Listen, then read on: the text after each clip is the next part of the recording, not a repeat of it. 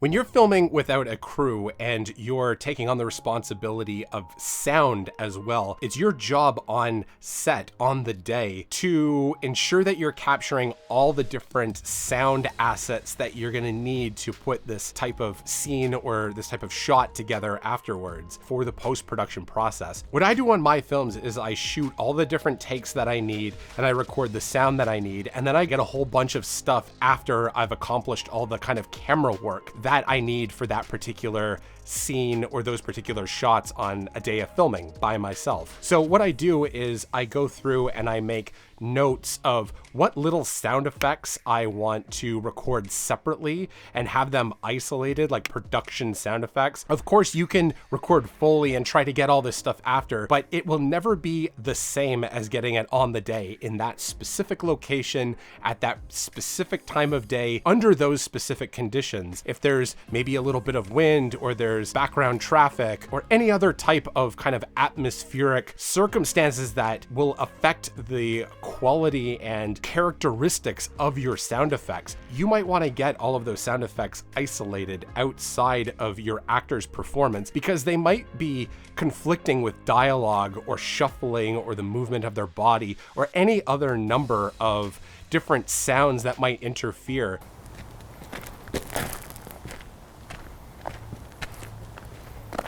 Sure, you can probably try to acquire some of these sound effects later after the fact, but I always try to get all these like unique little bits of sound and little details while I'm filming as well. Going back to that location after the fact might, first of all, not be possible, or second of all, it might just be a huge hassle. By the time you get to post-production, you're gonna wish that you had collected all of these different sound assets while you're out filming, and you don't have to go back and revisit all these things after. It's such a pain in the butt when you could have just got it on the day with a little extra effort and foresight into kind of respecting your future self because you're making this movie by yourself. You're going to be the one recording fully and involved in sound design in the post-production process. Give your future self a break and try to get these things on the day if at all possible. Another thing that I am always very, very conscious of is getting wild takes and wild lines from my actors. So I might shoot a bunch of shots and get my scenes and all that type of stuff,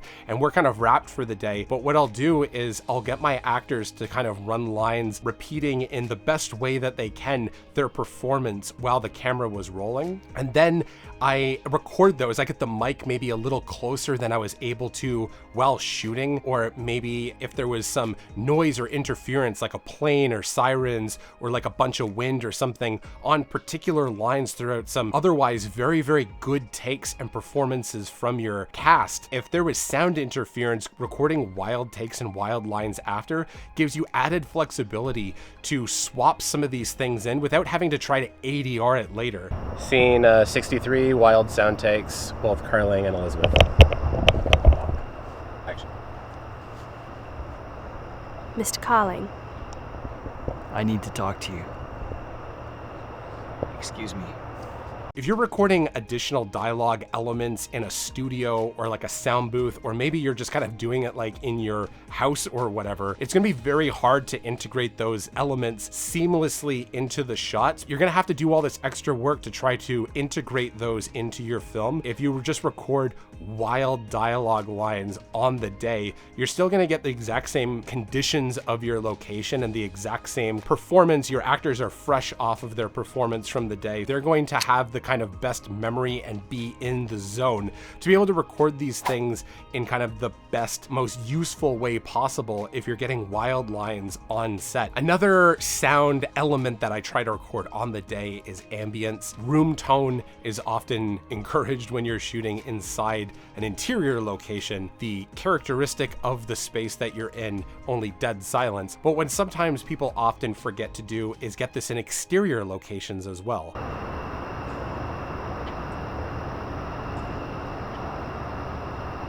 if you have wild dialogue and you've recorded ambient sound and you've recorded some of the kind of sound effects and movements that your actors make, you're able to easily rebuild particular sections of a scene, maybe like certain lines or certain bits of dialogue with relative ease. I have a sound bag with a number of microphones and cables and different types of tape and all sorts of stuff like that to be able to kind of rig my actors with a wireless mic, like a wireless lav microphone, and hide it on their person. And I have different microphones for different environments and different cables and backup batteries and all sorts of stuff to make sure that I am prepared on the day. Maybe you're hiding a microphone in a particular place of the scene, or maybe you have a microphone like on a boom pole and you're recording it this way and it's just out of frame, but you yourself don't have to hold on to this. Having these tools is enormously helpful when you don't have a sound team or even just like a sound person to be in charge of the recording and the engineering for what is essentially like half of the filmmaking process. You have your picture and you have your sound. It is important to have kind of all these things. And just to put this into perspective, I only have one lens. I have one lens for my Blackmagic Pocket Cinema Camera 4K, and I have several microphones for different circumstances and environments, and I have different dead cats and foam things to put over them, and I have kind of this like sound kit because I want to ensure that my sound is as clean as possible. And there's so many different things you could do to enhance a picture after the fact, but unless you have a bunch of expensive tools and plugins and a real kind of skill set for post-production to be able to clean up your sound and remove background noise and fix all sorts of different sound characteristics and EQ your way out of a problem, unless you have those tools and that skill set, cleaning up your sound after the fact is going to be extraordinarily difficult. My sound kit is one of the most important tools that I have when I'm filming by myself, and I'm